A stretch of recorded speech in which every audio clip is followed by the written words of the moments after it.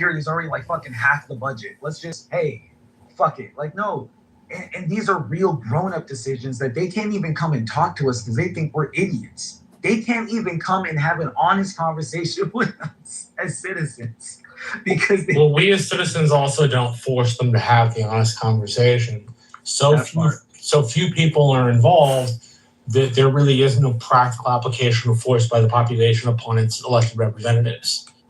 Right? We get 100% out we need in America. Well, and that all made sense when, the logic all made sense when all the corporations were here, representing here. Once we shipped them all, exported all those corporations and those jobs out of here, then it makes you question, what are they representing? So if we can bring them all back, or the majority of them back, we can continue with that logic, and it should work as long as all our corporations and the interest is here. So the issue with that is the reason it's not just the interest of the average citizen. He was talking about lobbying and like... Yeah, but it's the interest in the average citizen together that make an accountable government. Interest is never not going to exist, right? You will have interest in the American class always, right? Okay, lack of foreign interest? That and the population being a group and forcing the representatives to do what we ask on a small level, your school board, means practical application of political power, which most Americans, unfortunately, are just not interested in.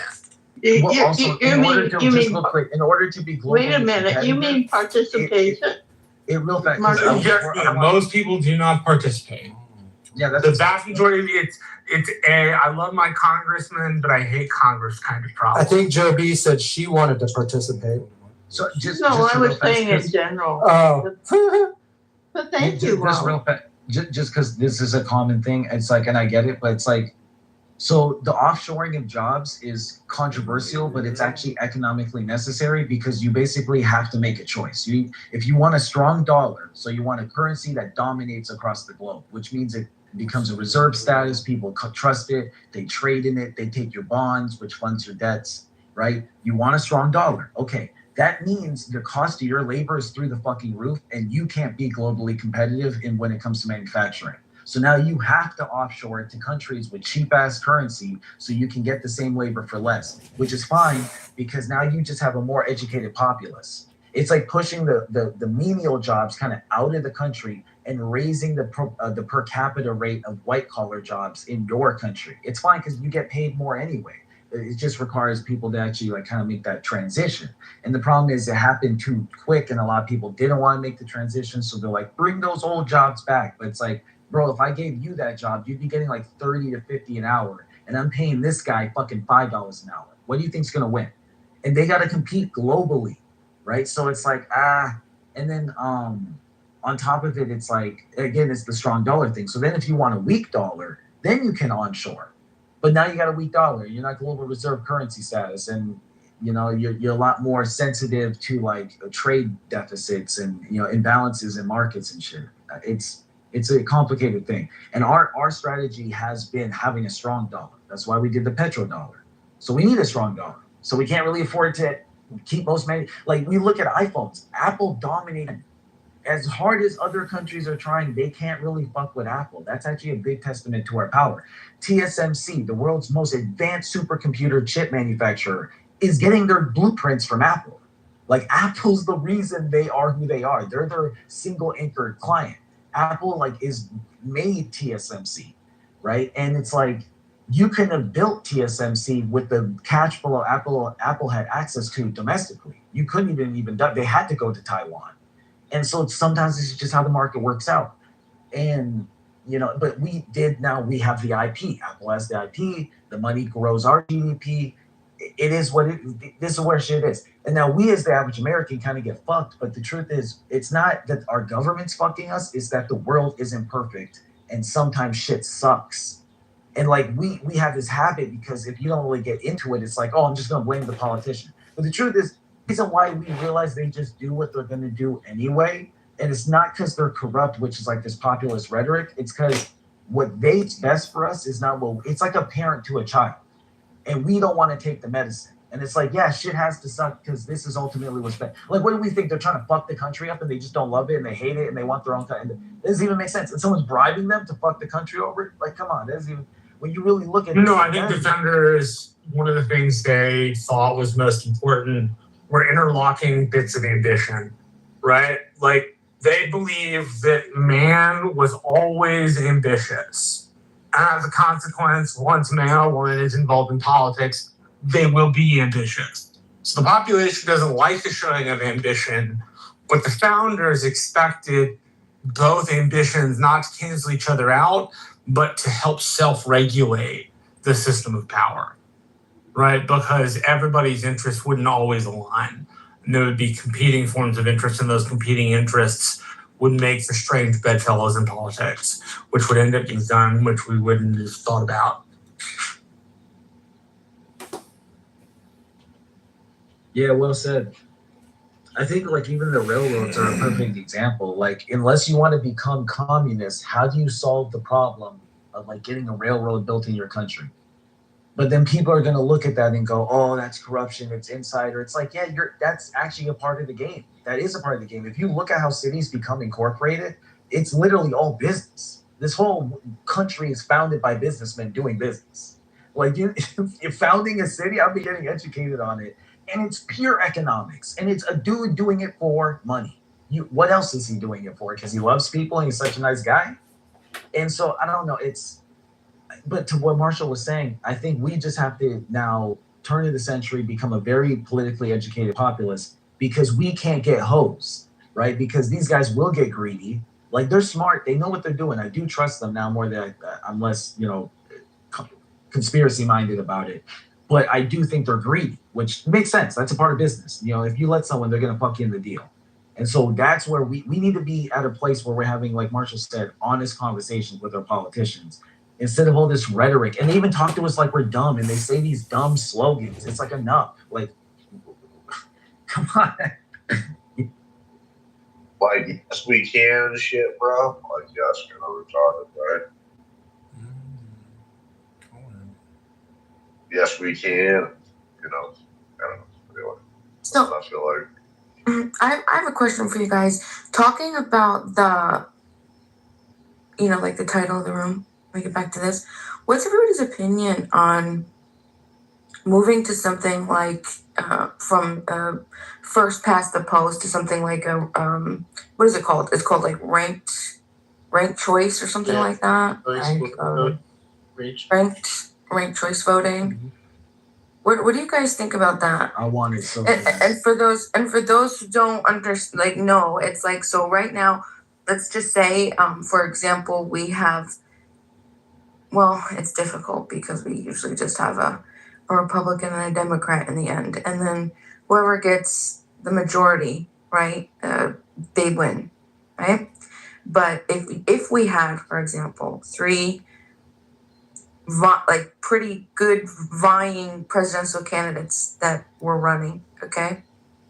And one of the, let's just use three. Like we'll use Trump. We'll use, who can we use? We can use Trump. We can use Kamala, and then who's the third that we could use? Someone say some name real quick. Come on. Put a name out there. Let's go. Wake up. Wait, you mean a candidate? Yeah. Just real quick. It's just for a hypothetical. Shapiro. Spencer Cox. Okay, so Shapiro. So let's say first past the post, Trump gets 40%, Kamala gets 30%, and then Shapiro gets 25%, right? And first past the post, majority rules, that's it. Trump gets it. Right? In a ranked choice, what it would be is the top two, right? The bottom, you would slowly whoever got the 25%, the people who voted for Shapiro, because he's out now, we would do a revote, and then those people would be able to then put their vote in, and then Shapiro would be out, and then it would just Trump and Kamala. You get it? you want to be like Europe, you want to be like France and shit. I don't like, why not keep our system? It's pretty expensive, Dima. Very Think about expensive. it. It's Why very not just keep expensive. our system? What you just proposed. Process of Ridiculous. elimination doesn't work. And Europe does that shit. Like France, a bunch of different countries. Germany, I don't like it. I don't want to be the France. I don't want to be like Europe. It also delays the results. It's true, Yeah. but what that would also mean is I think that the ultimate goal is to have a country that's more confident and more happy with who they have as president. Right now, it's half the country is pissed and half the country's happy. But if we had So ranked how is choice, that going to fix it? How is that going to fix it? Like Well, half and half. more- Test. no, that's the point, right? Because in what we have right now, we would have that 25%, so right, if that the example that I used, we would have Trump have 40, Kamala had, and the 25% had, Shapiro, okay.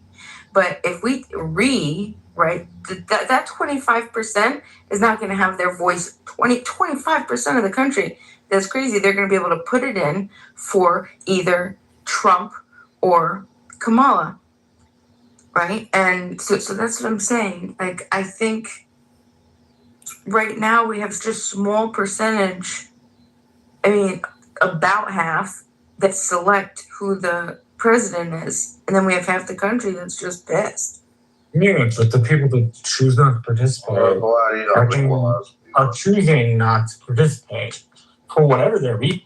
Their absence from participation from the one thing they can do didn't involve activism, they're absent from that.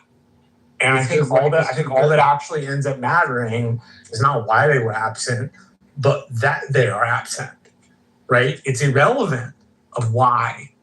The system still degrades without them. There's no way for the system to hold itself together without that kind of self-critical participation. And we just don't have it. And we should be willing to, instead of blame ourselves in large part for why have the issue. The government reflects us. If we don't like what the government looks like, then let's participate. Let's get involved. Let's vote. And for those that don't vote, we can work to get them to vote. But not voting is a choice. And not voting should not come with accommodation. You choose not to participate, you get what you get. I think and this is something I also had to black pill myself on. I'm like, oh, it's because life is too good. Like, Americans are like literally spoiled. Like, life is very good here for all this. We're kind of for all this shit we talk about. Oh, our government sucks. Oh, it's like, shit's pretty good. Like, it's, yeah, I don't know. Especially when you talk to people from Europe or from other parts of the world, like, their situation's much worse. Now, in some instances, maybe they get a cushy welfare setup, and it's like, yeah, because you're not responsible for the safety of the fucking world. Like, you're benefiting from America's success. So it's, anyway, yeah, I don't even expect it to change. It's like, America will mostly just probably have a culture war for the next 20 years. And the elected officials will tell us what we want to hear and change the culture. But like, whatever the strategy of the people pulling the strings want, it's just going to keep getting done. So, and I don't think that's necessarily for the worse. I mean, it could be a lot worse. So, Marshall, I fundamentally disagree with you. Fundamentally, I think what you just, with respectfully, you know that, because I love you, Marshall. Yeah, of course. I think that a lot of people don't vote, especially where it counts. Who knows who we would consider? Who knows what counts or what doesn't count? But specifically with presidential, right? You have the spoiler effect. You have the divergers law, the two-party system right now. People don't want to do the lesser of the two evils. Enough people are just like, fuck it. Like, I know that was my thing. I'm not. When I was saying that, I wasn't specifically talking about presidential. I was meaning local too. Local participation is like 10% of the voting populace. My mayoral election is 5,500 people out of a voter base of like 80,000 people, right? The place where government can affect you the most, people are the least involved.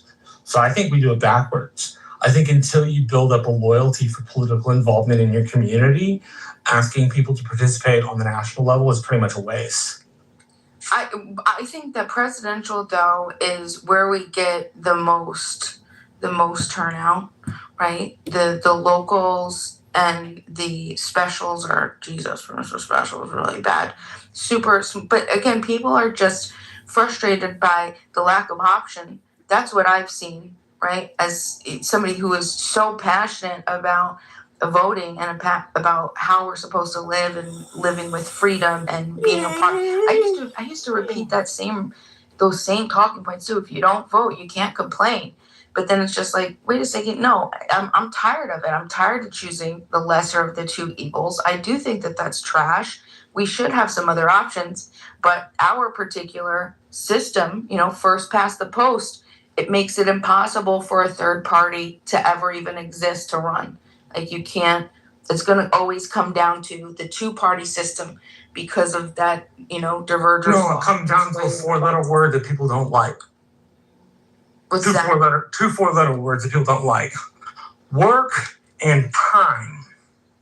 And You can change the law, but it's going to take both work and time if you want to do it right. And most people want right now. And that's just not possible with our system. Our system was not designed to work like that. It was not designed to bend to the whim of a population who's one thing on a Monday, a different thing on a Wednesday, a totally different thing on a Friday, and an insane thing that Sunday evening. You forgot Thursdays. Come on, Marshall. so I'm not sure how. My point is like populations at their core, per Madness of the Crowds by Jonathan Haidt and On Democracy by Alexis de Tocqueville are fickle. They change their minds, and they change their minds frequently. And according to Polybius, the problem with people that change minds so quickly is that it ends up becoming a substitute for mob rule. You can't guide a country on 5 different sets of shit. We're seeing this right now with a president who frequently changes his mind. It does not work all that well sometimes. So you Well, then as a consequence of that, you need to have a system that does not do that, or if at least if it does, it filters it through some formal mechanism of thinking. So Marshall, that was, if you read the parliamentary system was designed around that. I mean, the debates for creating the parliamentary system was, we can get rid of an executive who does those kinds of things. Just to be clear, though, with Trump, is he really changing his mind or is he changing his approach? Because if you look at the thought process on how he does things, he's not changing policies and views. He's changing approaches. Like now, instead of saying, okay, I can't do birthright citizenship, he's ending birthright tourism, right? He's doing different things that are still in line with what he's talked about from the beginning. But now he's saying, okay, I have to change the approach, which may seem a little different, but it's in the same line.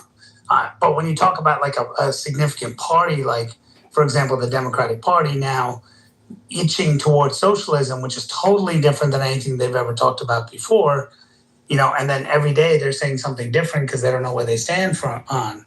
I think you're correct on that, is that we have to have more checks. And I think Bima hit a point, is that we're stuck with these two parties because the system is rigged with these two parties, and it doesn't really allow for a third party to come in, which is the benefit of the parliamentary system, by the way. The benefit of the parliamentary system is it forces other parties to come in. And so you have to build a coalition government with different thought processes in order to get your leader elected, or in order to pass legislation, in order to have a prime minister on your side. So it forces you to capitulate in certain ways. I still think you have to build coalitions just within the same party. Yeah, right? I understand. The coalitions within the parties are not always dominant or well, no, but hold on. You're right in the sense that you're building a coalition with the right wing and the left wing and stuff like that. But again, it's still a party, right? It's still one fundraising apparatus. It's still a I can fuck you over type thing. Let me do that, right? Versus when you have a totally independent party, now you have independent bosses, independent leaders of that party that aren't affiliated with you. If we had the system. Again, I'm not saying that parliamentary is right, just saying that kind of system allows for it. And actually, the system was supposed to be this way. In the system it's designed now, but we were supposed to have several parties. But this kind of collusion between the two parties to ensure that an independent run doesn't happen and that these other parties don't occur. Oh yeah, with the inability to get on the ballot in some places and the inability to like qualify for a national debate. That's a significant problem. I agree. The thing that both parties agree on is that they don't want a third party. Amazing. They actually agree at a 95% clip that they don't want a third party at all. Amazing. I mean, I said bring a third party in. Do the structural things that allow you to have one. Yeah. The other two parties sharper. Ross Perot came close, and then he got destroyed. And then Ross Perot was our chance, but that's sort of Ross Perot, Rod H.W. Well, Naveen, that's like Marshall said, that's like the byproduct of having universal suffrage. So it's better to have, to create a big coalition that contains many groups that can overlap rather than, one narrow party, for example. That's going to amount to nothing. That's fair. I mean, if you look at it, right, you get people say, oh, look at this now. Democrats have to capitulate because they're building well, yeah, because these quote unquote parties are trying to function within the framework of the two parties. You're going to have this. You're going to have the MAGA. You're going to have the Fucker Carlson new MAGA. You're going to have the all these other groups that are coming up that are going to say, well, Freedom Caucus was there and this and that, right? But in the end, they're all fine, and that's the problem because they all have the same SLF for fundraise for Senate Leadership Fund, whatever the House one is. They all have these same groups that they need money from. So in the end, they capitulate. I'll just remind everyone, AOC first election, I will not vote for Nancy Pelosi for Speaker. We are going to take her. And then she gets elected. And then immediately on her knees says, whatever you want, man, whatever you want. The leashes around her are things she's running around doing. That's politics, right? Man. You got to right. No, I understand. But then the second time she also said, I'm going to, we're not going to, because she understood the problem that Pelosi did. And then what did she do? Ended up voting for her again. But if she had, why? Because she wouldn't get the fundraisers. She wouldn't get the support of the party. So the deal was support me and I give you that. But if you are an independent party and you're not there, now she's not your boss because she doesn't control your funding. She can control where you are in Congress, but she couldn't control your funding. That's what I'm saying. The independence is just not there.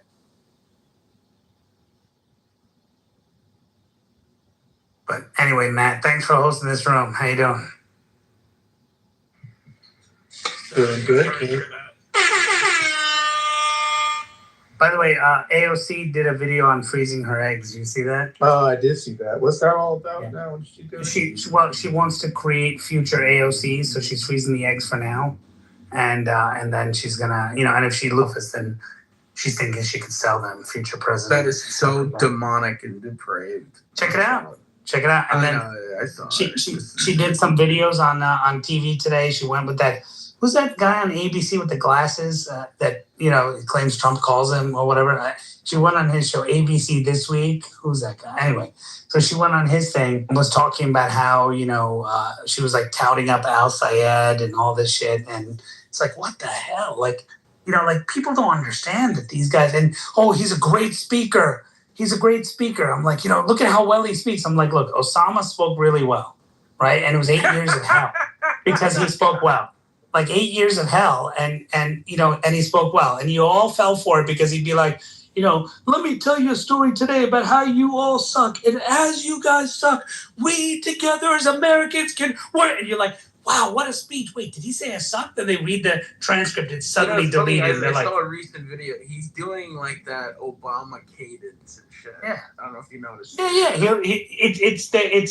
It's the monotone to like high. It would be like, today we will work together. I'm just waiting for him to say, I got a chance to beat Barack and Michael, Barack and Michelle. I'm just waiting for him to do that. And then is it just me or is James Tallarico do this?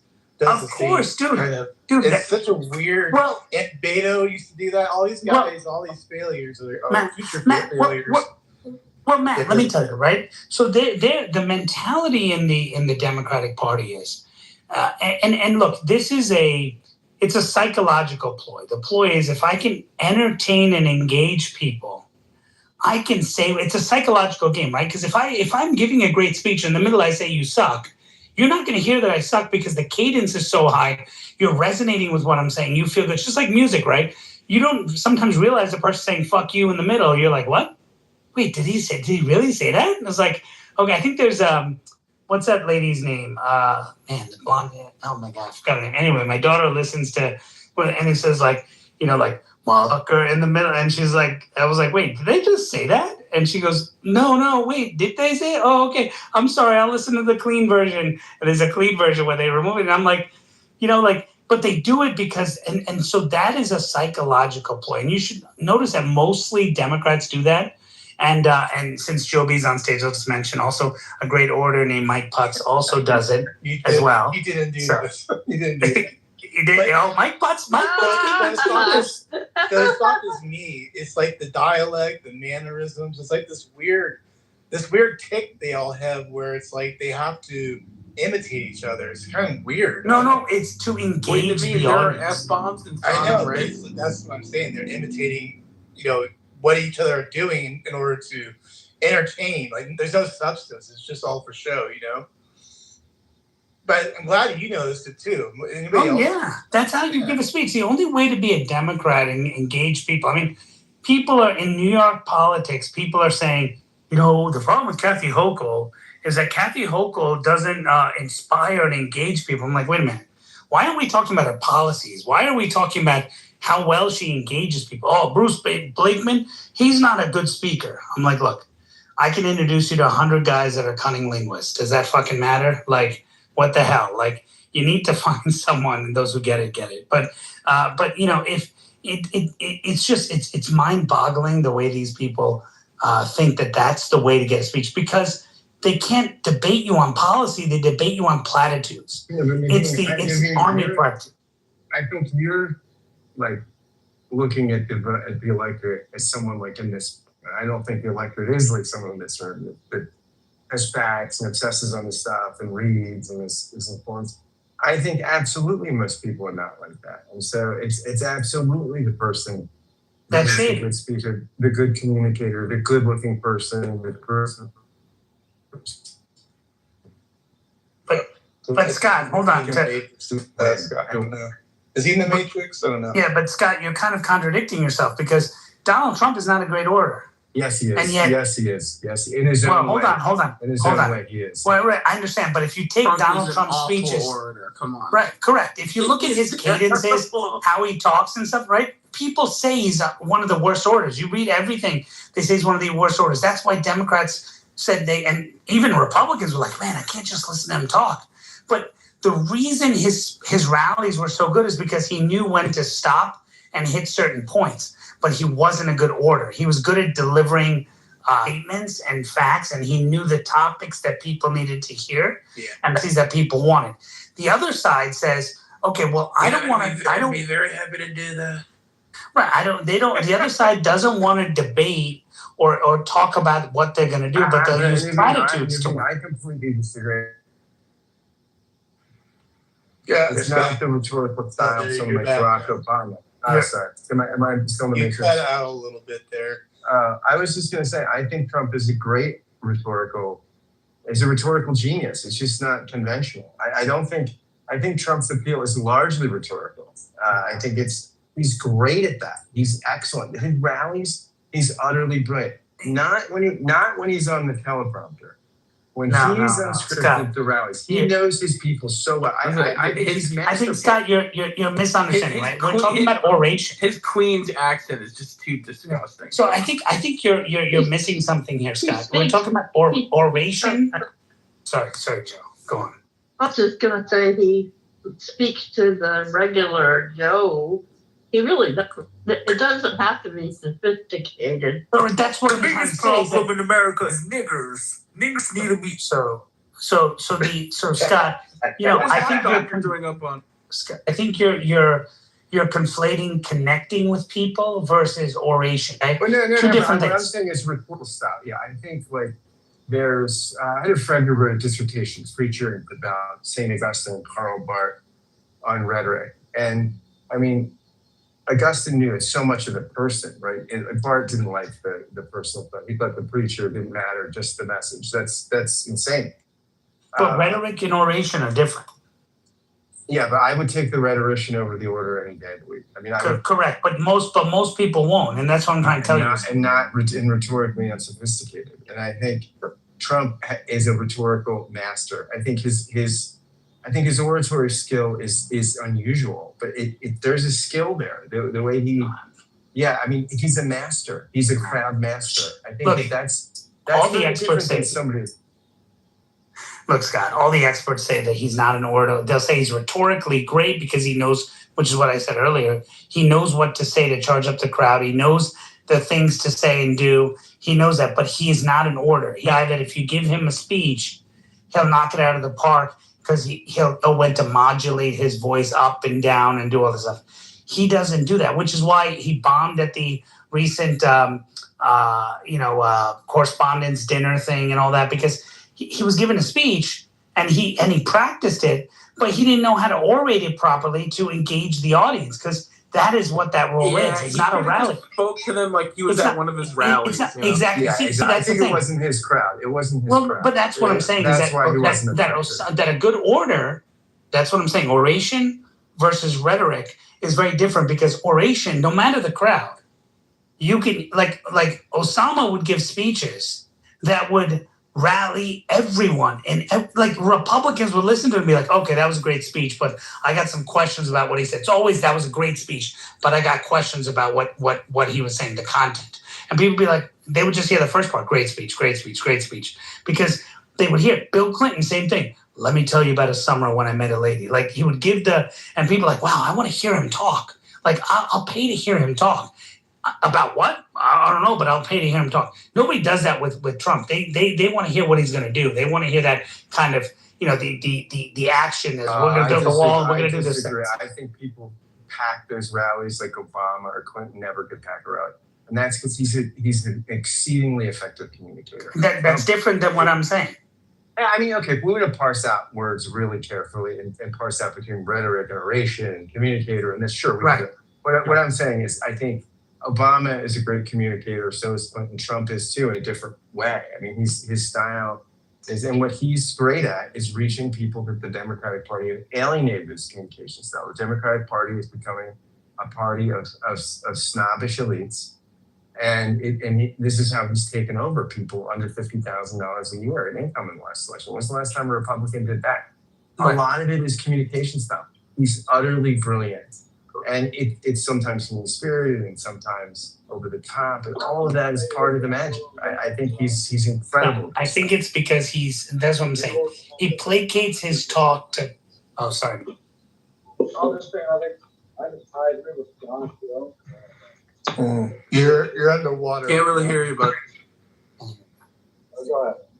So I was just gonna say, Scott, I think there's nuance to this, but Trump is very good at knowing the crowd. Like if he's, for example, he's in Las Vegas, because Abby's here, I gotta say it. He's in Las Vegas and he's telling a story during the election about a waitress who comes to him and he talks about no tax on tips, right? Well, if you went into other parts of the country, sure, that would be great. It'll probably pick up on social media later, but it's not as big. But he knew the crowd he was in and he said that stuff. Whereas Obama would recycle the same speech when he went to many different places and maybe add one or two specific things. The difference, though, is the style and the oration. And what I was pointing at, Scott, is, and while you're right, and I think I'm right as well, I think it's important to understand there's a psychological play. When Trump hits you on the stuff he's saying, which is also psychological in play, he's hitting you on things that emotionally are important, on concepts. Like, look at what's happening with the border. They're sending these people over. They're taking our jobs. They're doing all this stuff. Great. When Obama does it, he's like, we are a country built on this way, and you're hearing the voice go up and down, and you're resonating with the tones, the tonal structure. And so musicians do that all the time. And they use that because that keeps you engaged. If it keeps you engaged, it means more. It's more nefarious than talking, let's have a conversation. Because if someone has a conversation, they don't want to really, if they don't like it, they're going to walk away. So you lose the audience. So you can't keep them engaged if you know your policy. Yeah, I think brother, voters you're doing are- a lot I of think- yapping. None of this is real. Voters are Plenty emotional. of concern. Reagan was an actor. I don't even know what you. Trump was a public speaker, a celebrity. He definitely What do you alters mean? his You're telling me there's not a his science to cadence, the way and presidents he's actually speak? really good in it. You're an idiot. You have no he's idea a what little you're talking more he's a little more down to earth. He's not as like polished as the typical politician, but I don't think anyone gets the I know there was a bit where there was like, oh, he uses like a third grade education when he speaks or vocabulary when he speaks, but it's like, no, he just speaks in a very plain, average Joe kind of like locker room, like antic kind of way. He just sounds like a guy. He honestly just sounds like a guy. But when he just, if we go to Bush, if we go to McCain, if we go to Mitt Romney, I'm just like, wait, if we go to Ted Cruz, if we go to, I'm just like, what are you talking about? Like, what you're saying is just not true. All politicians do what you're describing. And also, I think both sides have a really bad problem with emotional attachment to their party, and they don't even really know what their party stands for most of the time, to be honest. And Appreciate the big brain take. Wow. It's just like a red versus blue thing. No, really, when you talk to the conservatives, they don't, the average person doesn't have a policy understanding. They just don't. Absolutely. Yeah, you're right. Absolutely. You know what I'm saying? And also, I gave some big brain takes earlier. You weren't here for them. It's fine. It was beautiful. I can just tell. We had to double check it was really true. That's how 180 it was. It was a very interesting event, actually. So you're good, Truth. Yeah. It was weird. Yeah, I'm kind of I mad. actually think that voters are emotional creatures, and I Correct. think both Obama and Trump are effective at hitting people's emotions in different ways. And I think, But Scott, and I'll tell you what, I could watch the We're all hearing me now, Matt. longer than I can watch Obama. I would watch, and I'm not a Republican. I love watching Trump rise. I don't love watching Obama's speeches. Correct. I don't sit through this whole thing. Correct. But I guess what I was trying to say to you is, and I was about to say, is that the effectiveness of Obama has gone down because people were more. Because look at Trump's. Anytime you get a chance, just look at some of the debates and some of the speeches from 2016 of Trump's opponents, right, including Rubio, where they all used platitudes, they all did this, and he goes, okay, just get off this, okay? You did this, you did that, and move on, right? Well, that was unheard of for a politician to talk that way, but that resonated with the people saying, oh, look, all his donors are here. Those are all his donors clapping. Yep, all his donors and stuff, right? It's like, okay, well, that's what you're thinking, right? You're sitting there going, yeah, who the hell is clapping for that? Oh, that's his donors, right? So he's kind of saying what you're thinking. So it's a different strategy and a different approach. And so I think now that politics has become that way, right? That's why Obama hasn't been effective in endorsing candidates since he left office. Obama was a reverse fake actor, bro. And the people could just tell from a mile away after a while. Like, what I liked about Trump is that, say what you want. The guy seemed to be pretty authentic, and he could get through to the masses. Yeah, and I don't know if that authenticity is flaw or not, right? I don't know, but he seems authentic. I don't know if Trump is, when he's bullshitting and when he's not. But even if he's bullshitting, I know. He projects authentic. He seems authentic. It seems authentic. Yeah, I totally. Yes. He's got a certain special way of coming across as authentic, even if he's not. Yes, I don't know. Am I living in a strange multi-world verse right now? What's going on? You guys are all like really praising Trump. What's going on? Hey, by the way, Matt, I just want to let you know on ABC, Ocasio-Cortez, she hasn't ruled out a presidential or Senate campaign. Here we go. If she is the nominee, the Democrats. I said this years ago, bro. They're going to try to, because of the identity politics, and they know the Latino vote. But remember, they counter the black vote so many times. They're going to try to. AOC is going to be their girl. You think Rubio AOC mountain? I think it's going to be. I think it's going to be JD Vance and Rubio. Rubio as vice president. Because the Republicans aren't stupid either. They understand, and the Democrats understand that the Latino vote is going to be even stronger in the next election. Not this one coming up, but the next election is going to be even stronger. So they're going to be right? Rubio, in my opinion.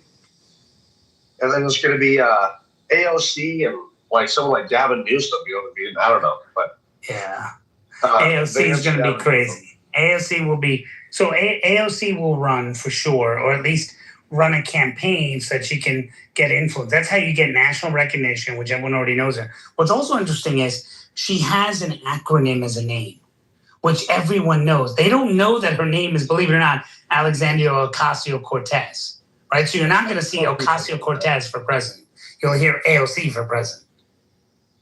If AOC gets the nomination, Democrats will lose 57 states. Wow. Guam, Mars. I just don't. The problem is, too, all the good Democratic candidates are Jewish. And that's with the anti-Semitism and the anti-Israel sentiments. I just don't think there's a lot of anti-Semitism on the left, and I don't think. But I think Rahm Emanuel is the guy that can win independence. I think that Shapiro is the guy that could win independence. And Ben Shapiro, if he wasn't, I know this is going to sound Josh bad or whatever. Josh Shapiro, so Ben Shapiro. Josh Shapiro, if he had not, wasn't Jewish, he would wipe the floor with anybody. He's just really good. Real quick. Isn't that shit funny, the anti-Semitism nowadays, though? Wait. Both sides, especially the Democratic Party. Just want to be clear. I was told that the Republican Party was rooted in anti-Semitism. Donald Trump was the next coming of age. Every single Republican every single Republican was asked a question in both 2016 and 2020. Do you support the anti-Semitism of the president and all that? I don't see every Democrat having asked questions about the anti-Semitism. So to be fair, look, there's not widespread anti-Semitism on the left. There is widespread anti-Zionism, but like to act as if like the average person on the left is just like, I fucking hate Jews. Like, dude, that's not fucking happening. And also, don't let you do, bro. Just admit it, bro. That's what it's about. You actually don't like Jews, and that's what. You're just afraid to admit it, and we all know it, bro. Like, no, that's the Jews. You don't like Jews. Pepe literally was just screaming about the Jews, and he's not on the left. I know Pepe, bro. Just hear me out. Just hear me out, bro. So what I'm saying is, this is more like this, like modern kind of, AIPAC is fucking with everything, and Israel just wants us to get into war with Iran. Man, fuck Israel. They're genociding the Palestinians. It's just this new rhetoric wheel. They're not literally anti-Semites, bro. Like, they're just not. Dude, I'm telling you that I wasn't even I can't speak for the whole party, but I speak to a lot of people on the left and the right, and people don't like Jews, bro. Like, it's anti-Zionism, sure, but it's also they don't like Jews, and they're just afraid to admit it. A lot of these people are. You see, I'm not against the Zionist. I don't have a problem with Zionism or the state of Israel, but it's like, okay, if we're going to play this little game where there's a lot of influence, we're going to pretend like, this is all, we're doing this war in Iran just for our own interest. It's like, no, cut the shit. We can even look at who's primarily pushing this. Netanyahu said it his self. It was his fucking plan and his fucking idea. I mean, why? But then I watch people like fucking chicken toe around it, say, "Oh no, it's the U.S. that's doing it, bro. Strategic interest." There's some. Of course, we have some interest in Iran having less influence over the region, no longer paying for their what do you call it? Their militias there and regional terrorist groups, and not getting a nuke. But other than that, I mean, it's primarily was not done for us. I just want y'all to know white people and Jews are all the same. Just let y'all know. I mean, that's a whole nother cover. But so just real quick, so it's even like if we look at, so I was raised to think like, America's just always bombing the Middle East, and they did that horrible coup in Iran. It's like, look, if I'm being honest, this is going to sound so out of character for me, but it was a shithole country. And I really don't give a fuck. Like, if I can we be grown-ups? You find a fucking strategically advantageous place when you're in global wars with like Russia and shit, and you're surviving world wars, and you're stopping to be like, let me respect the sovereignty of that. What the fuck? First of all, these are people who are descendants of colonizers and imperialists. I'm not shocked they didn't give a fuck. Iran? And to be honest, if I was in the driver's seat, I wouldn't have given a fuck either. I would have been like, yeah, coup that crazy bastard out of there. Put the dude who fucks with us in charge. Like, what are we talking about? Duh. Like, of course that's what they did. Iran's actually one of the more educated and I guess you could say least Islamic countries irrelevant. or Get down or lie populations down. in the whole fucking Irrelevant. It's region. get down or lie down. When Rome shows up at your door, why do you talk back? Like it's no. You are too relevant. It sucks to be you. So I hate. Well, to be the thing is, though, is Iran's stance would be entirely different if they knew that that the American public, they had the same. They were expressing the same sentiment, would had the same fervor to go to war, like after September 11, 2001. The calculus would be entirely different from Iran. They would know that we would come in there, and they were absolutely fucked, and there's nothing they could do to stop it. But they know that this is not a popular war. No one has an appetite for it, and so America's not going to really do it. Go all in. By the way, even that is largely due to like Eastern propaganda that's anti-Western, that's designed to make it look like all we do is fucked up wars. So Wait, well, no. If you were to look at the global war on terror, okay, that we spent 20 years. Hold on.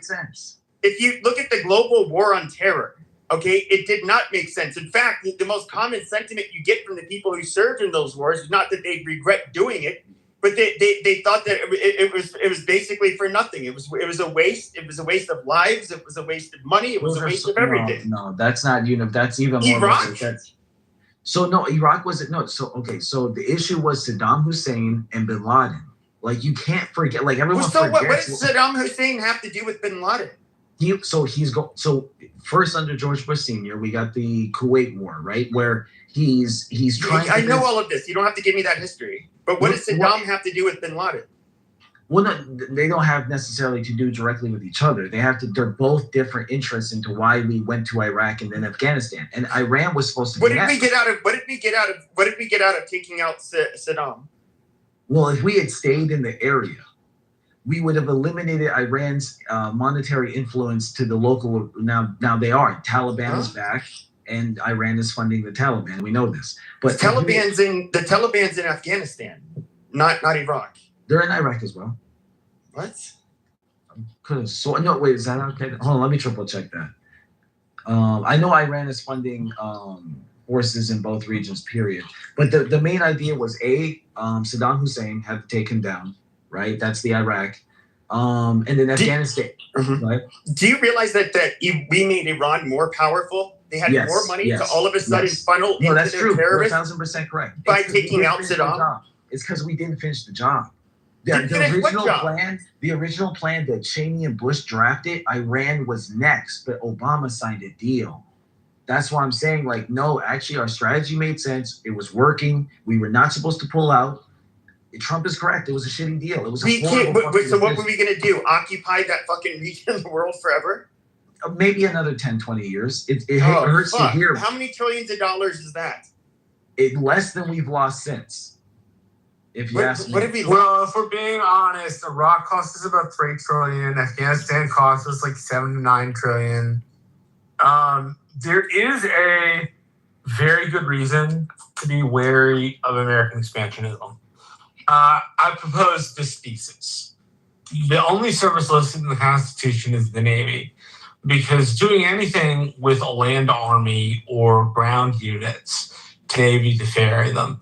Thus, the Navy should be the strongest service in America's arsenal.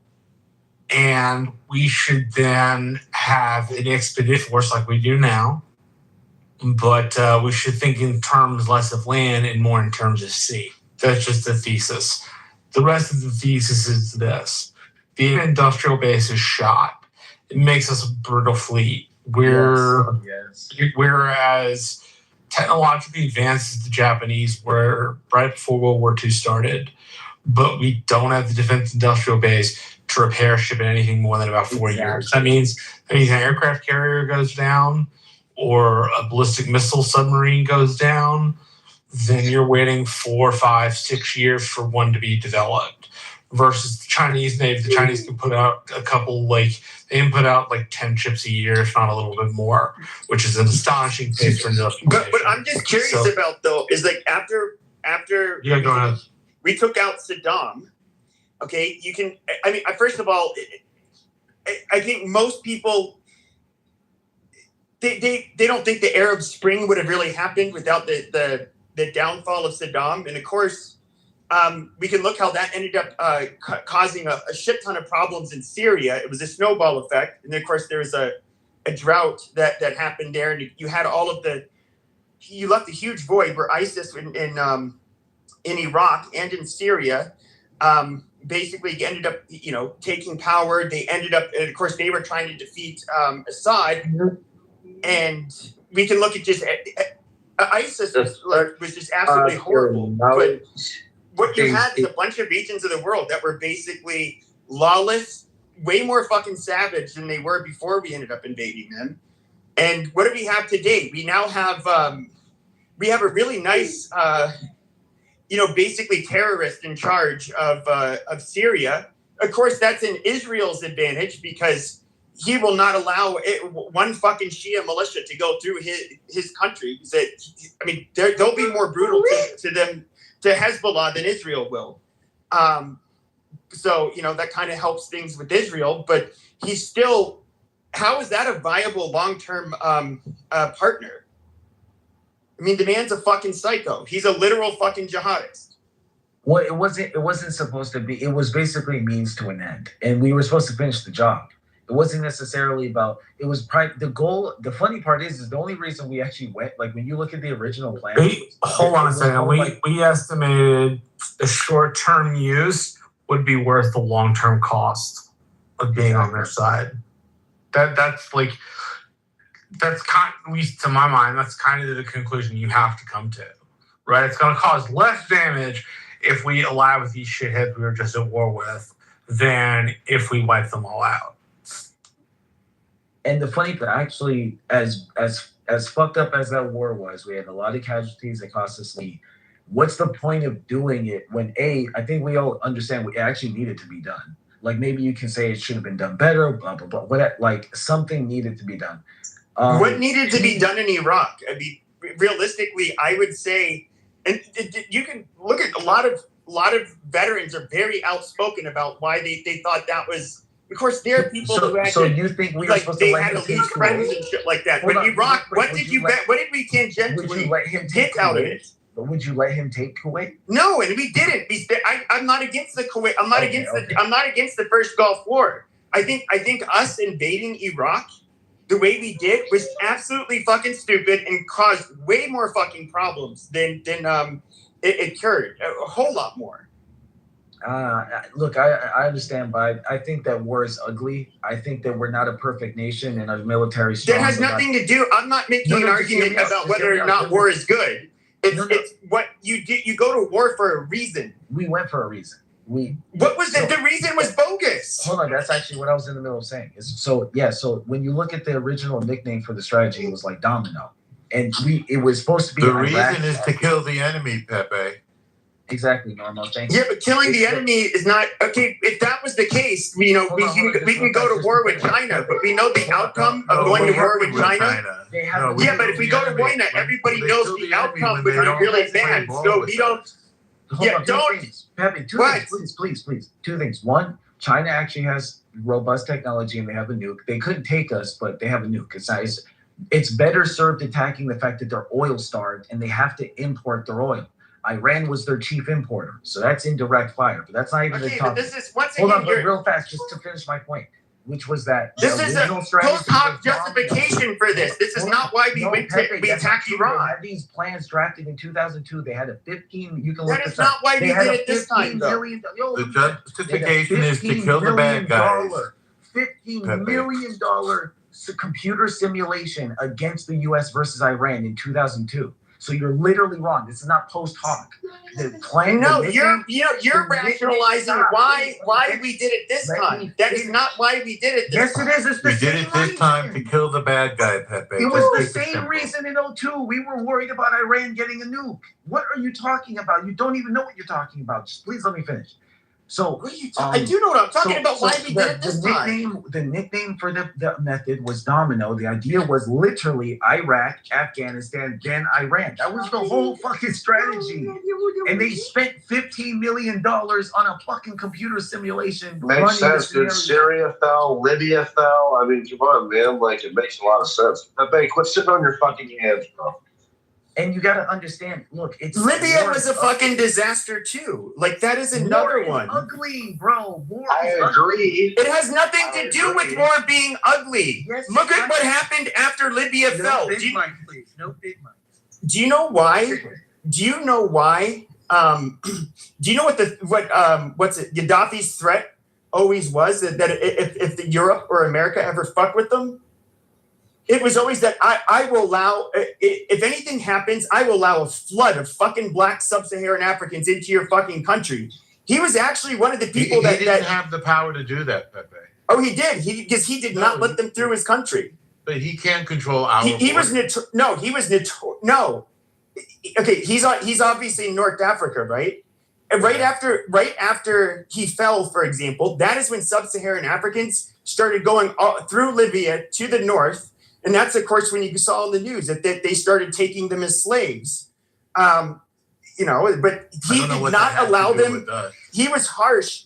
No, when he went out of power, okay, you ended up getting a bunch of blacks coming through Africa and swamping Europe. Okay, that is a fucking problem. That's bad. There are illegal immigrants coming from every. No, but we specifically got a lot more black people. I don't know why you have coming to through about black Africans. I mean, we have Syrians, Syrians, that's we have adding more Afghanis, onto them. we Yeah, have because it was a problem. Yeah, but they don't all go through Libya. They're not. No, a whole bunch of them black did, folks- unfortunately. Black folks from Africa are not the biggest problem with refugees. It's, if anything, it's Syrian people. Okay, who left they Syria, are people who left all a problem. Afghanistan. They're all. It doesn't matter though. They're all a problem. It does matter. But yeah, so the Anyway, point is, when do white decisions- people all become the a problem? decisions that we When made do white made people sense. We go to war to kill the bad guy. Yeah, all the Don't decisions we complicate it. made sense. The When are reality we is gonna the get public. Whitey? The reality is the public just got really upset with it because war causes war fatigue. That's a reality. That's not Nobody what likes it to was. see people It die. was way too expensive. It solved nothing. If it would have solved something, okay, what did it solve? Did it bring peace to the Middle East? No, it actually what it ended up bringing when we invaded Iraq. When we invaded Iraq, what it ended up causing. Yeah, all right, Norm, don't do this shit. You love to do this in every other room, but when What it are comes you to talking about, Pepe? to interrupt people, it's really obnoxious. But when we went into Iraq, Pepe, what you ended up rant, and happening? People let you rant. forever. You do that. I was quiet for about a good hour and a half. Now, what ended up Pepe, happening you is ran that you off, immediately bro. had doing it again, Norm. you immediately had like a civil war. Okay, then you end up having ISIS come in. I mean, a good 15 Well- years after Iraq was invaded, it was a violent fucking cesspool. There was far more Nah, death man, and you destruction and underestimate- terrorism that ended up coming as a result of us invading Iraq, as You opposed to Saddam, who, by the way, he was not a safe harbor for terrorists. He would actually kill them, and part of the reason why is he wasn't a religious man, but he would never allow a Muslim cleric to have any kind of mass influence You're over his inaccurate, people. Pepe. We So actually now have I'm to accurate. mind Hold on, interact. just respectfully, brother, I just disagree with your perspective. And I get it, but I look at it like, so Saddam has destroyed. The Ba'ath dictatorship ended. If we had stayed in the region, that would have been a sustained win. We withdrew and we lost that win. That's why people forget about that. But we That's a powerful stayed win. in, and we had a civil war, and then you had ISIS. Yeah, There you was no expect that civil war sometimes. in That's Iraq. okay. It's Yes, a there civil was. war. No, there It's was not no the first civil time There war. was a Shia versus Sunni There civil was war. no It's civil. the shit that Two sides, happens. Pepe. When you It was were the it's a big Shia guy majority on country, and Hold on, they just real correct. quick. When you and the were Ba'ath and they Hold on, just and you real had the quick. Baathists who had Pepe, traditionally you been in are the power, big dog and on We they, immediately even though they were more opposed like a that. pan-Arab Pepe, nationalist, they were Pepe. far more sympathetic to the Sunnis. And so, and after Saddam gets taken out, what are they going to do? They're going to fight for who gets to control the fucking country. It was just that simple. Yeah, exactly. That's what I'm saying. It's still part of doing business. You can't make an omelet without cracking eggs. When you're looking at situations like this, sometimes there's just losses you take. That's what I'm saying. But we got nothing out of Fundamentally, Iraq. hold on. So first, Iraq was a win. Iraq was a win. Now you can say maybe A win, but that got us what? Again, we got rid of Saddam. We got rid So of the what? dictatorship. We established elections. They actually survived. No, before we left, their elections were working. It's just we left too soon. That's another thing. And then you got Afghanistan. Do you first of all, this free and fair election bullshit is fucking retarded. These are Muslims. These people basically have to live under a fucking monarch or a fucking a ruler that doesn't allow them to really have a vote. These are Muslims. They can figure out how to govern themselves. On an order of concerns, Asia, for example. Just hold on. The vast majority of them have strongman leaders. Only way they can fucking behave. Yes, but you're associating strongman leaders with Islam. I'm saying in the Middle East. I'm saying in the Middle East, it's absolutely correct. Let's talk about strongman leaders are more the. Let's talk about all Let's the talk about the white people. The only reason they took over was because they had weapons. So if we stayed there, the democracy was working. These were insurgents. Hold up, the white Christians. No, these were insurgents. They were getting armed. They were literally getting armed by the IRGC in Iran. And getting trained, and then you actually had fighters coming from Iran to help the Shia in Iran, and then you had the huge insurgency that was coming across the fucking border from Syria. These are foreign people that both had an interest in fighting. But let's talk about white people. Can we? I'm sorry. Can we please talk about white people? Talk about that I am sorry. I'm Come going on, to let's go talk on about white mute people, please. right now. Hi, Joe. So Iraq was a win. If we didn't lose, the elections would have kept functioning. Then Afghanistan. We fucking defeated the Taliban. This is shit people take for granted. Like, they don't even remember the shit we were dealing with. We temporarily occupied them. Defeat the Taliban. I don't know, man. We literally removed Al Qaeda.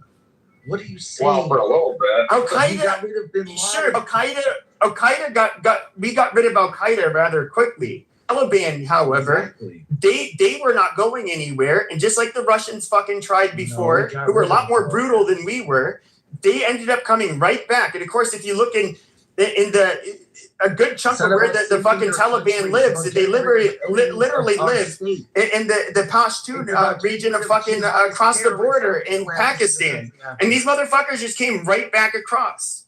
Bro, I don't care what happens to their. Listen, if we had those footholds and then continued into Iran, this would have been over by now. Then for what? We were there for 20 fucking years. They immediately went back to that.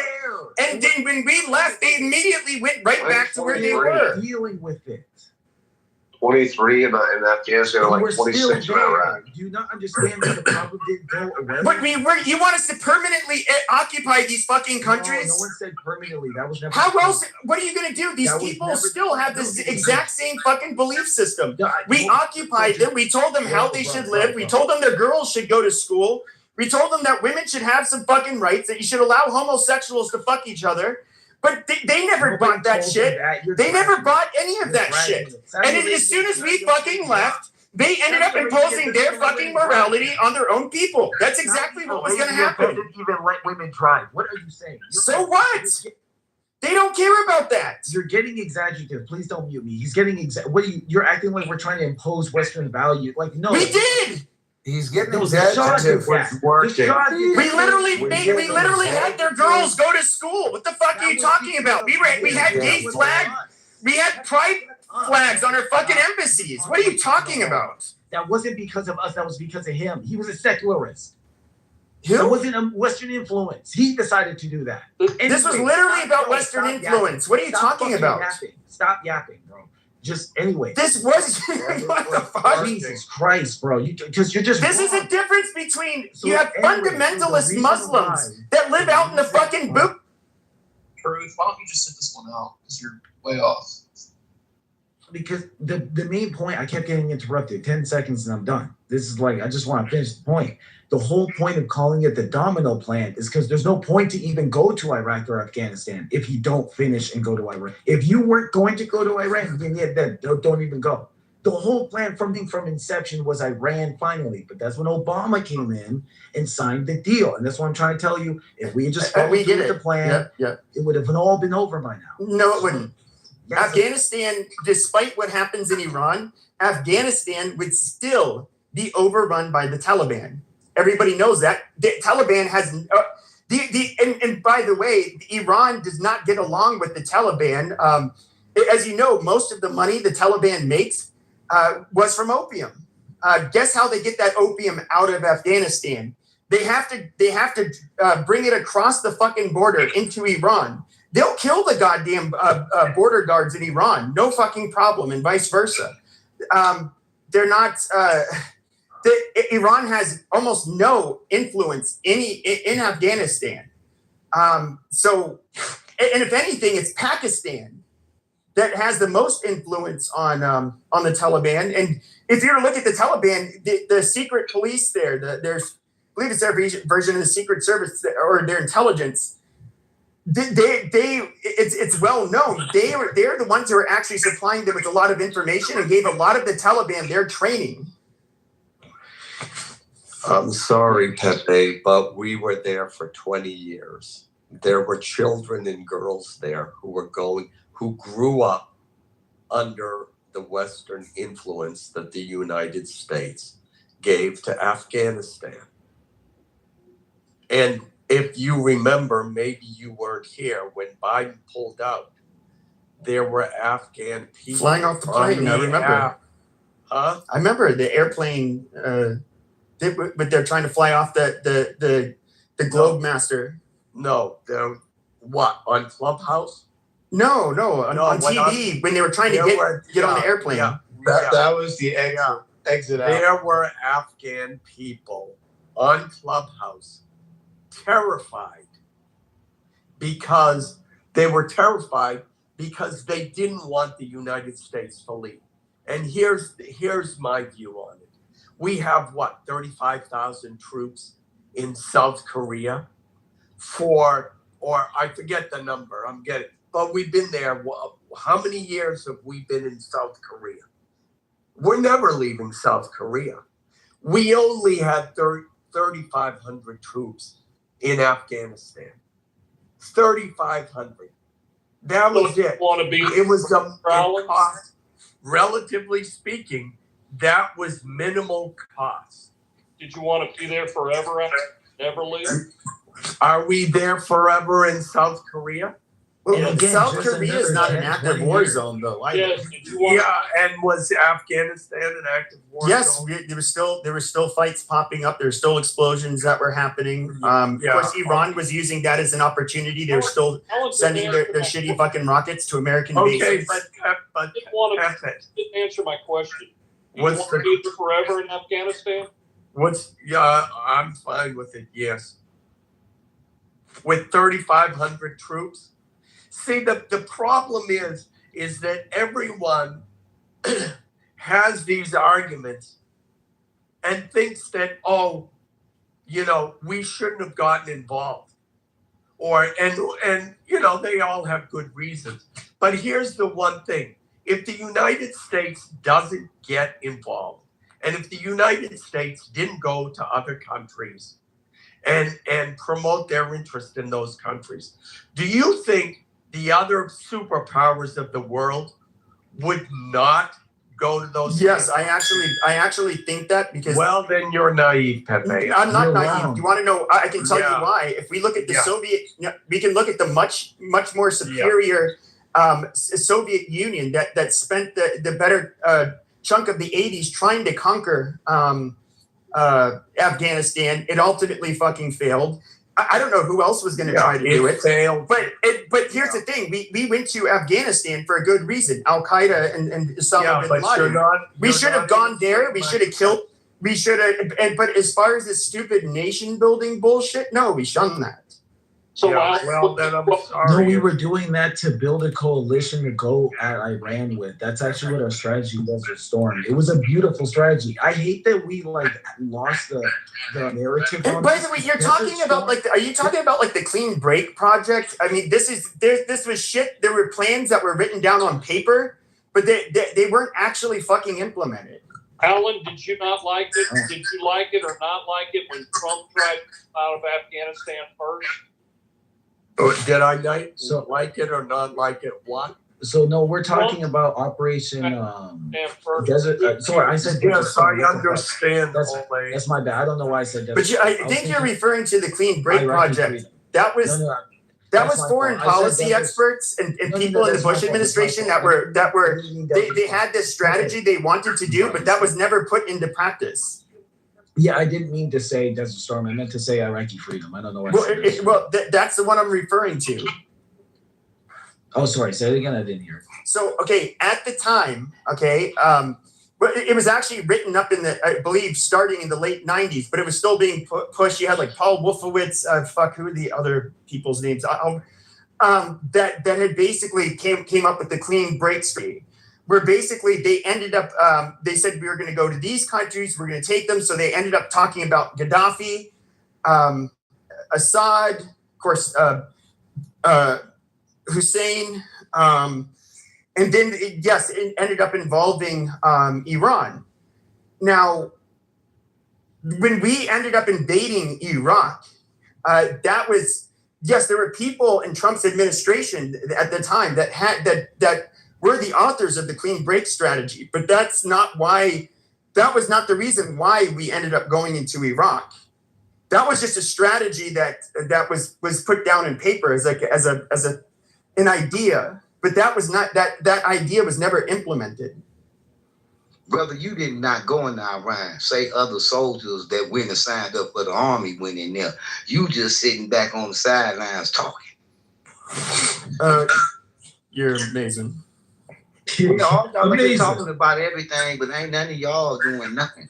And when y'all say we, y'all ain't over there fighting.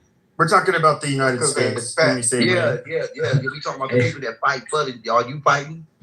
So I don't know. Are you fighting? You fucking ape? No, hell no, I ain't fighting. All right, shut the fuck up.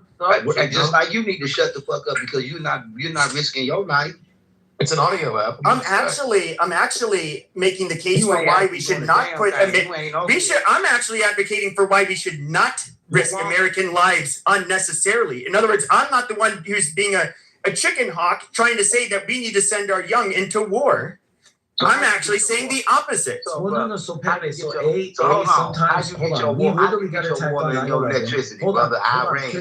Hold on. Because we got attacked on 9/11. No, my water comes from the Colorado River. I know in Arizona we know where our fucking water comes from. What are you talking about?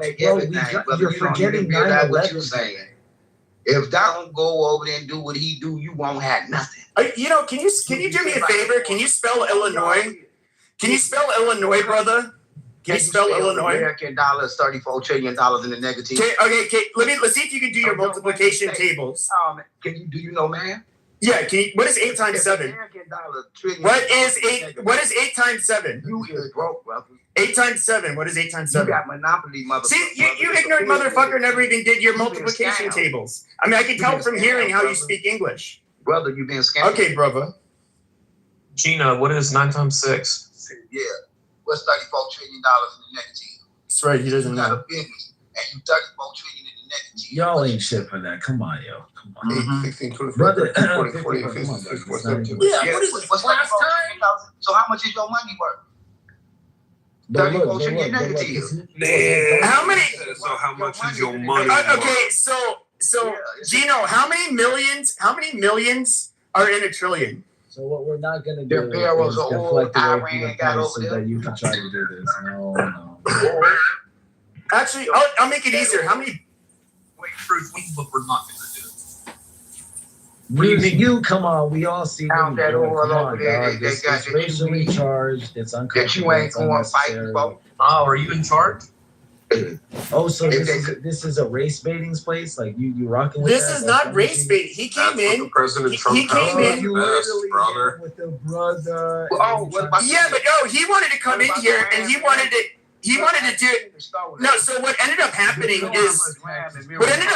is Gino came in here and he wanted to take a headshot. He took a headshot. He said, "What do you mean? What do you mean we? You ain't going nowhere." Yeah. And he has this obnoxious ghetto accent, and he's acting like he's smart and he's dropping some wisdom on us. So this is me putting him in his place.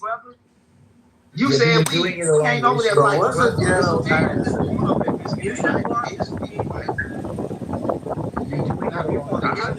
what's a ghetto action? We don't want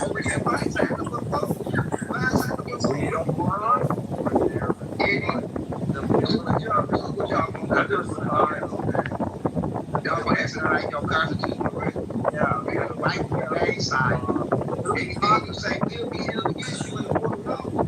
Yeah, Gino, the military's Now, got if you would enact policy that the anything you say will be held against you in the court of law. yeah. Are you even listening to me? The military's job is I know you would like take time and alive with me. All the things that you said are not, you can't do about it. I don't think Gino should have No, I don't think you know. I was talking to Keith. Don't trust me. Don't take time to explain. You explain it. I ain't taking no candies.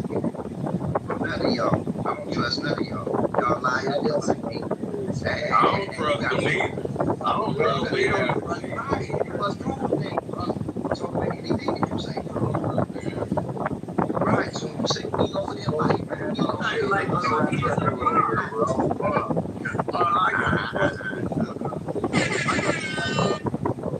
okay, we in the United States, we use 3.5 million barrels of oil every day. We need 3.5 million barrels of oil every day.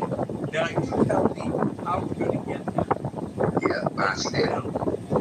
Tell me how we're going to get that. I'm being a good, better be. No, Gino, by putting your ass on a chain gang and making you run out to fucking yeah, making you run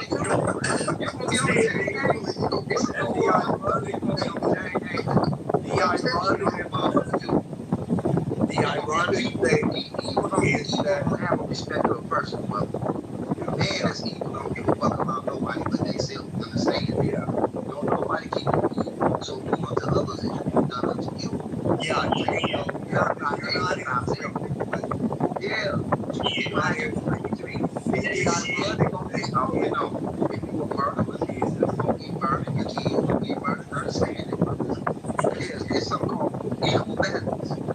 yeah, but see, I know there is a such term as equal balance. With all of the white, okay, it ain't such time we only care about ourselves. We forget about all the other people around the world. Now, all these other people around the world, they don't get fast. Somebody else is living. It sounds like you only care about yourself because you wanted to come in here and ear rape everybody. Yeah, right. I care about myself. I can say, oh, I'm a liar. So then you're a liar too, amazing. Yes, it's not me.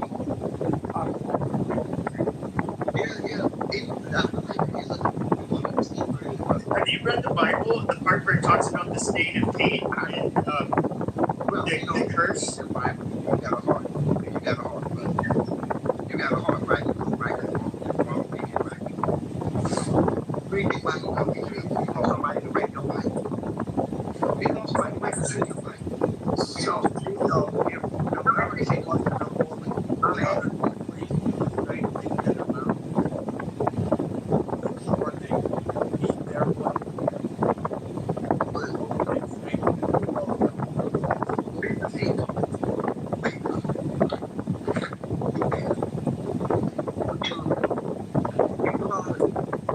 he's cutting up. yeah, you are. We got to feed you. A man's got to feed all y'all. A man's got to put the in all y'all houses. A man's got to send all y'all kids. A man's got to everywhere you're going to get the power and generate jobs again. Where you going to how do you get that electric weapon? Get the niggas under control. Gino, you gotta listen for a minute.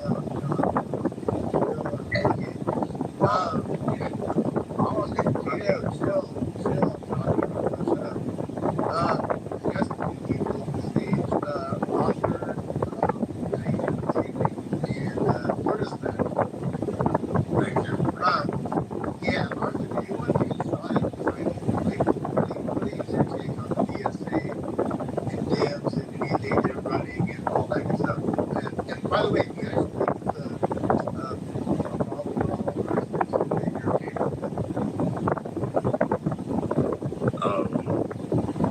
I think overall we gotta kind of see where this is gonna go. I just think it's too early to call this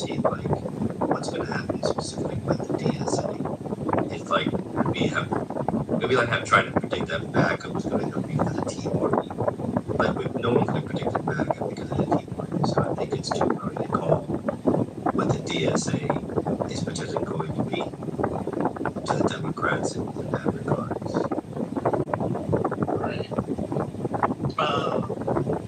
Do you believe that also adds, do you think he's a DSA member? I know he's going to be whether or not he's actually like DSA member. I guess he's going to endorse her, but do you know one way or the other? I mean, I don't know specifically, but I will tell you this: he's American. It's like the dude was on stage, like, you know, being a politician. So I mean, I don't think there's any doubt to his veracity of that. He's just American. There's no like ulterior motives that people are prescribing to him. Like he seems like he's Midwest like through and through. And what do you make of MAGA?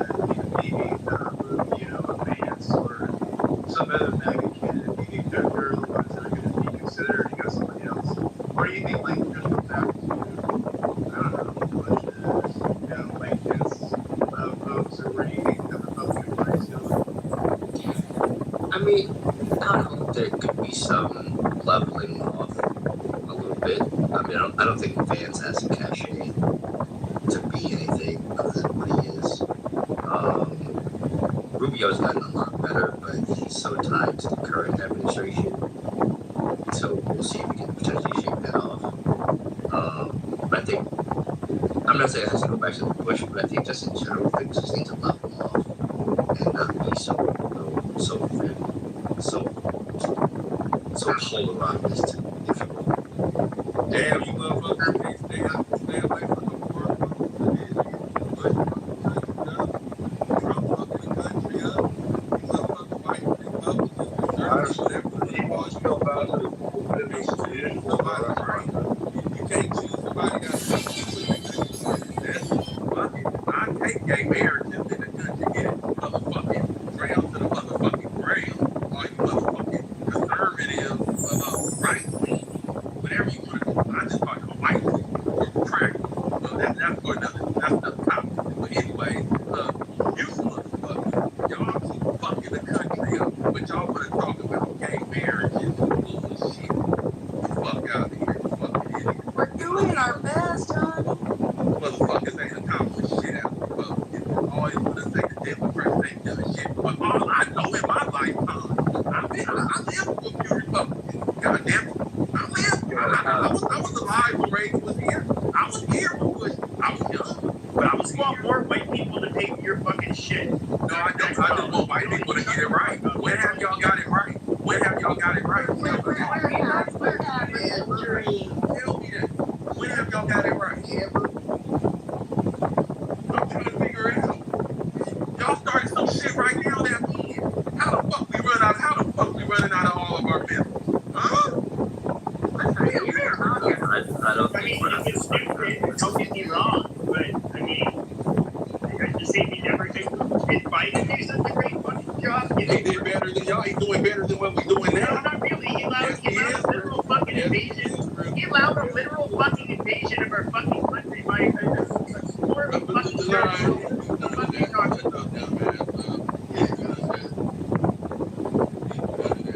I definitely do not. I agree with my. Worried about that. When Biden was in office, we were worried about that. We were worried about that.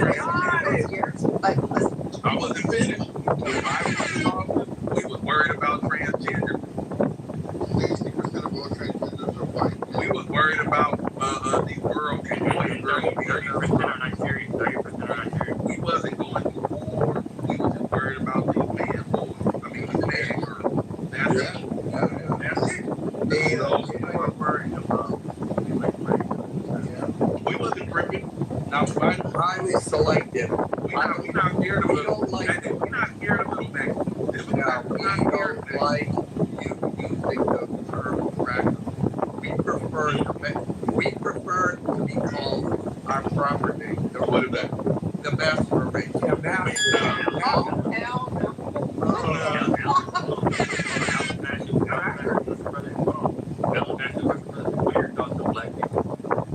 What are my thoughts of black people?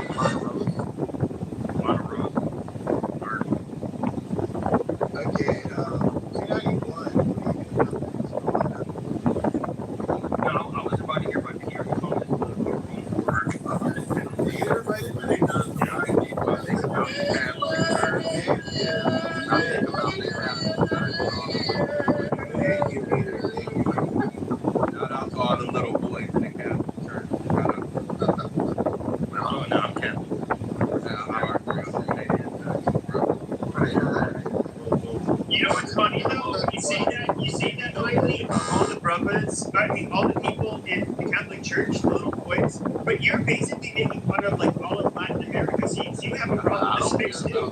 DJ was a headshot for the Spix.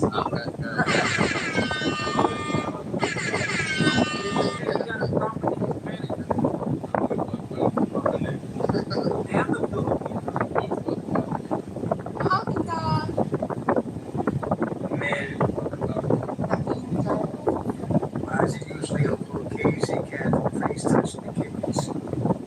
One thing I will say, you will never see no black schools shooter. I'll tell you that right now, no black men. Child molester, all that. They're doing Chicago all the time. What are you talking about? All the time in Chicago, bro. Like over 3 people. If she killed over 3 people, that's 2%. I'm not entirely sure. Each other. We don't play on. I'm not entirely sure that I'm playing a soccer person. I don't even know that they know how to do that. Yo, is that a black sport? Are you flexing? Yeah, is that a good thing? I mean, Are we flexing? Innocent people? What are we doing? That's a good thing. It's not a bad thing. Yo. Am I the only one hearing this? There's a difference, man. It's actually a very good one because it takes planning, forethought, time to hold it together the right way. That's my Spiraling out, mental illness. They get to use a car.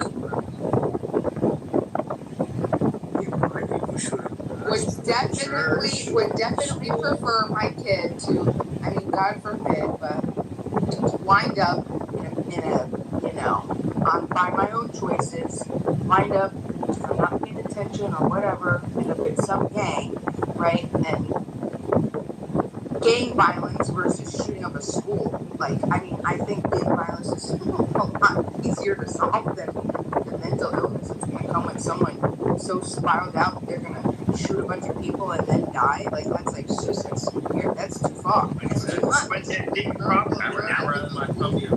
problem with that math though is like mass shootings will account for well under 1% of all murders, but the kind of killings that you get in delinquents, that's going to account for nearly the majority. So I mean, they're a whole different animal.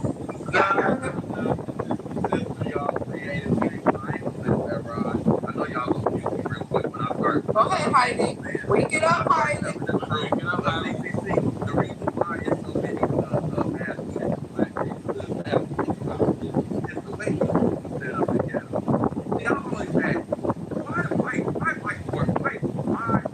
white folks live in the ghetto for black folks and Hispanics? Because the ghetto, they just made for blacks and Hispanics. Listen to me, shut up this way. The ghetto is made for grown people. It's not just made for black and Hispanic. It's made for grown people. So I always went to War White Project. Hear me out. Once again, like they generally live in the poorer areas of the suburbs. And hear me, no. You get to live whatever poor areas of the suburbs. So like, okay, here in Phoenix, okay, I can tell you. Hold on. I can tell you, like here in Phoenix. Let me finish. Oh Jesus Christ! You're just you're tacking more shit on every time somebody else wants to talk. I'm trying to finish. We let you go one bit. You don't want to interrupt. Okay. So let me go. Shit, you interrupt me the whole time. What kind of be like on your pancakes?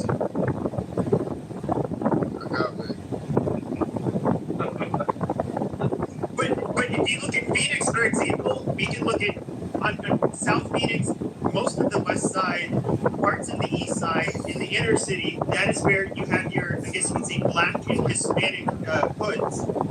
Then for the white people, it's quite a bit different. You would have to go out to parts of Mesa, a suburb, and then you would have to, if you go all the way to the furthest suburb, hold on, the furthest suburb, hold on, the furthest suburb, that's the furthest out, hold on, that's the furthest away from the city, out east. Apache Junction actually has a very large, poor white demographic. And what they do, they live in the projects in Apache Junction. They live in trailers in Apache Junction. For fuck's sake, they live separately. They don't want to live around you fucking people. trailers are spread apart. Trailers are spread apart. I said, where are the projects? Why They have housing projects out there too.